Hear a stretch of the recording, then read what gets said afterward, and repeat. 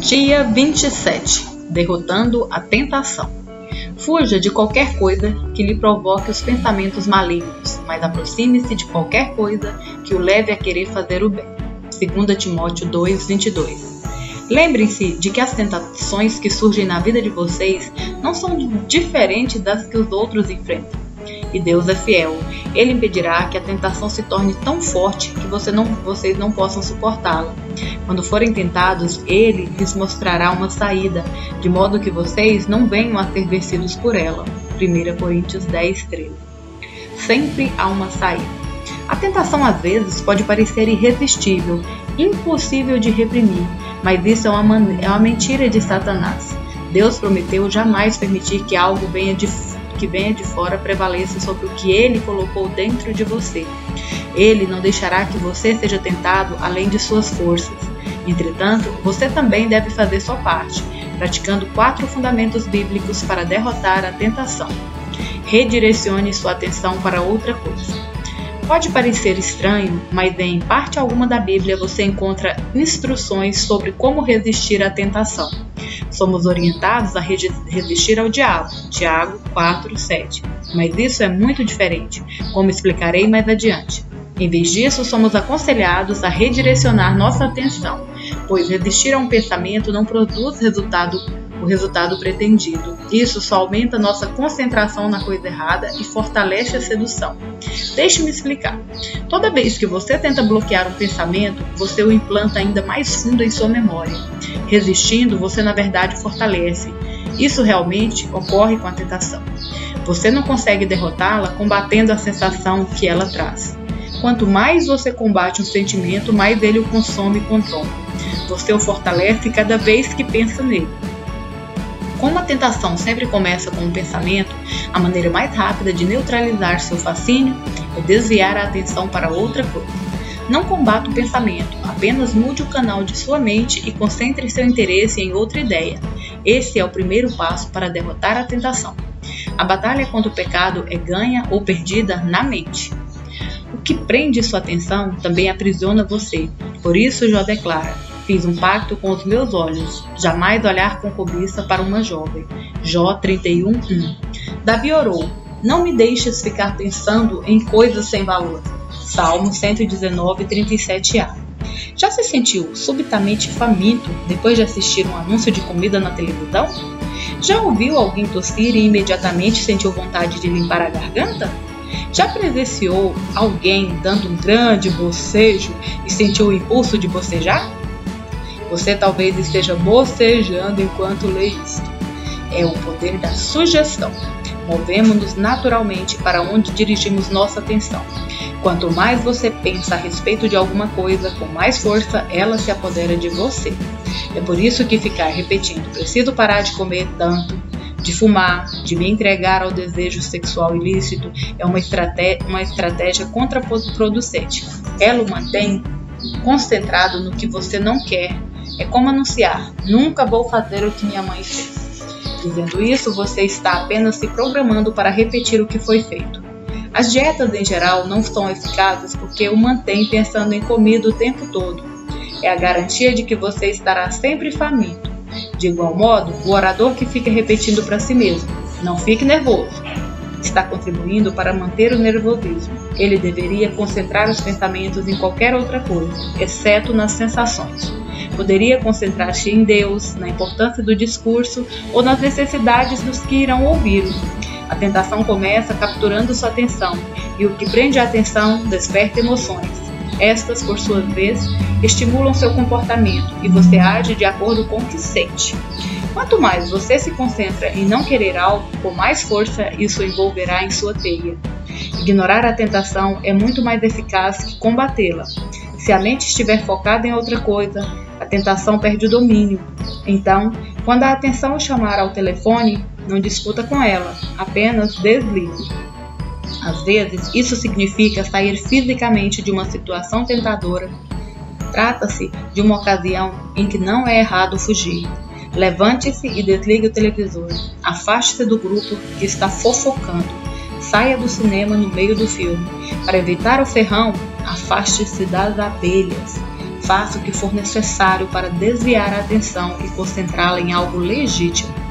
Da perspectiva espiritual, a mente é o órgão mais vulnerável. Para produzir a tentação, mantenha-se ocupado com a palavra de Deus e com pensamentos bons. Você derrota os maus pensamentos pensando em algo melhor. É o princípio da substituição. Você vence o mal com o bem. Romanos 12:21. Satanás não pode atrair sua atenção quando sua mente está preocupada com outra coisa. É por isso que a Bíblia insiste em que mantenhamos a mente direcionada. Fixe os seus pensamentos em Jesus. Hebreus 13:3-1b.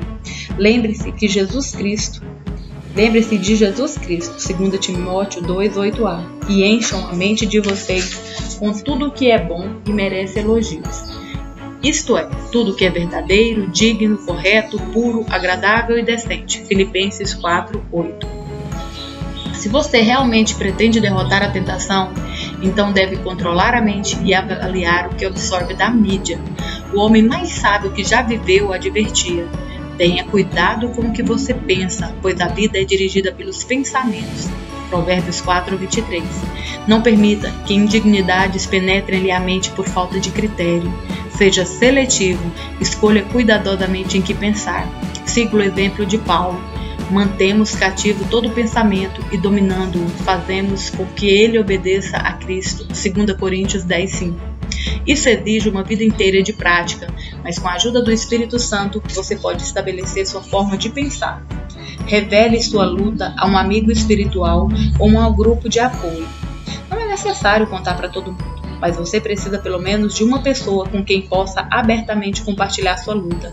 A Bíblia diz: é melhor ter um amigo que ficar sozinho. Se você cai, seu amigo pode ajudá-lo a levantar-se. Mas se você cai sem ter um amigo por perto, está realmente em dificuldades. Eclesiastes 4:9-10. Deixe-me ser claro. Se você está perdendo a batalha contra um mau hábito, um vício ou uma tentação constantes e está tolhido num ciclo repetitivo de intenção, fracasso, culpa, entenda que não irá se recuperar por conta própria. Você precisa de ajuda de outras pessoas.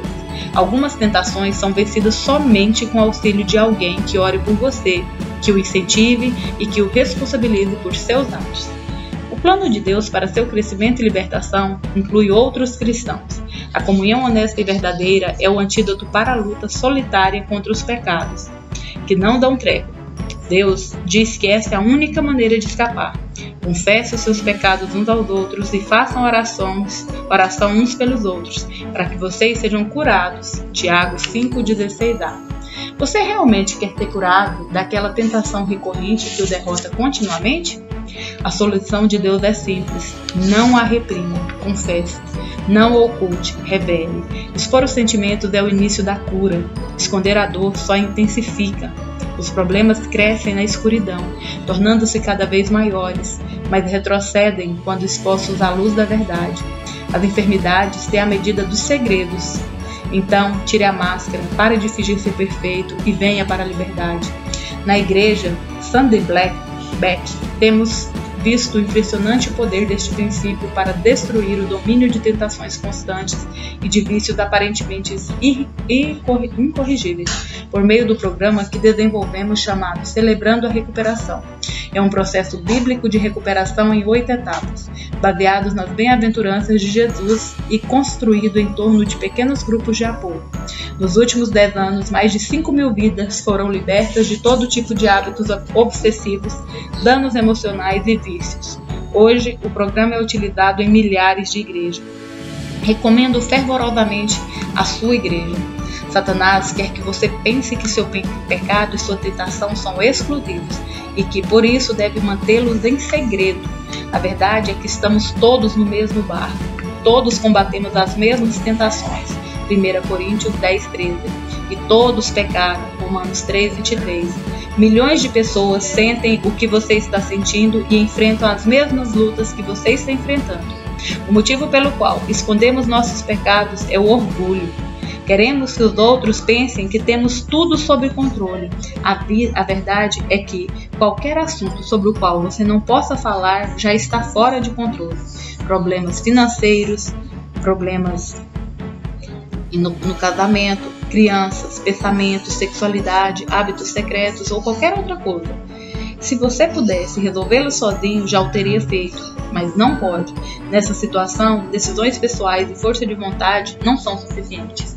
Alguns problemas estão profundamente arraigados, tornaram-se rotineiros e cresceram demais. Não há como solucioná-los por conta própria. Você precisa de um grupo de apoio ou de um parceiro que se sinta responsável por você, que o incentive e apoie, que ore por você, que o ame incondicionalmente e que o mantenha na linha. Depois, você pode fazer o mesmo por ele ou por eles. Sempre que alguém confia em mim, dizendo,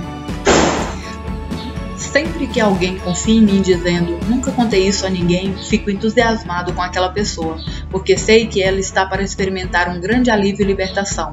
A válvula de pressão está para ser aberta e pela primeira vez se vislumbra uma esperança. Isso sempre acontece quando fazemos o que Deus nos manda fazer, quando admitimos a um amigo cristão e temente a Deus que temos um problema. Deixe-me fazer uma pergunta difícil. O que você finge não ser um problema em sua vida? De que assunto você tem medo de falar?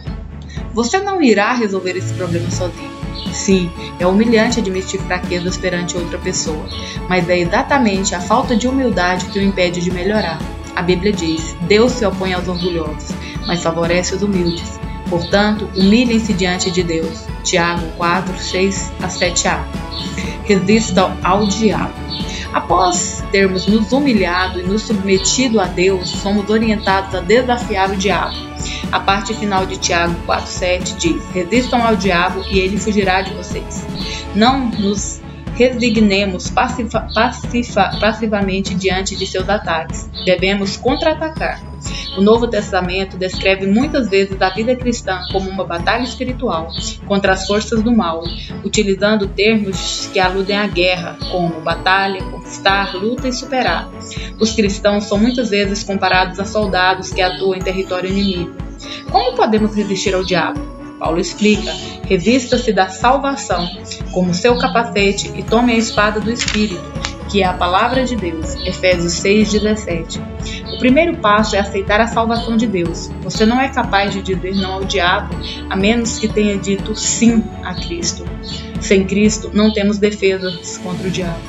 Mas com o capacete da salvação, nossa mente é protegida por Deus. Lembre-se disto. Se você é cristão, Satanás não pode obrigá-lo a fazer coisa alguma. Pode apenas sugerir. O segundo passo é usar a palavra de Deus como arma contra Satanás.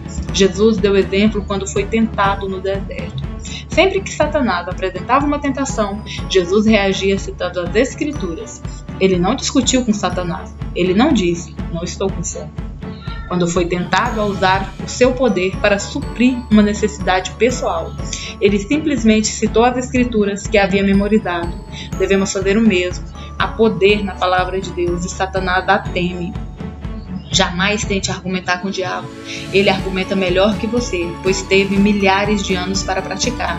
Você não pode blefar com Satanás, nem convencê-lo com sua lógica, nem lhe impor uma opinião, mas pode usar a arma que o faz tremer, a verdade de Deus. É por isso que memorizar as Escrituras é absolutamente essencial para derrotar as tentações. Você poderá acessá-la rapidamente quando for tentado. Assim como Jesus, você terá a verdade guardada no coração, pronta para ser usada. Se você não sabe nenhum versículo bíblico de cor, sua arma está sem munição. Convido a memorizar um versículo por semana até o fim de sua vida. Imagine como você ficará mais forte. Esteja ciente de sua vulnerabilidade. Somos advertidos em nunca ficarmos arrogantes ou confiantes demais. Essa é a receita para o desastre. Jeremias declara: o coração é mais enganoso que qualquer outra coisa, e sua doença é incurável. Jeremias 17:9. Isso significa que somos bons em enganar a nós mesmos. Nas circunstâncias adequadas, qualquer um de nós é capaz de qualquer pecado. Não devemos jamais baixar a guarda e imaginar que somos imunes à tentação. Não se ponha por descuido em situações que atraiam tentações. Evite-as. Provérbios 14:16. Lembre-se de que é mais fácil manter-se fora das tentações do que sair delas. A Bíblia diz: não sejam tão ingênuos e autoconfiantes. Vocês não são diferentes. Podem fracassar tão facilmente como qualquer um. Nada de confiar em vocês mesmos. Isso é inútil. Mantenha a confiança em Deus. 1 Coríntios 10, 12. Dia 27. Pensando sobre o meu propósito de vida. Tema para reflexão. Sempre há uma saída. Versículo para memorizar. Deus é fiel. Ele impedirá que a tentação se torne tão forte que vocês não possam suportá-la. Quando forem tentados, Ele lhes mostrará uma saída, de modo que vocês não venham a ser vencidos por ela. 1 Coríntios 10, 13. Pergunta para meditar. A quem posso pedir que seja meu parceiro espiritual para me ajudar em oração a derrotar uma tentação constante?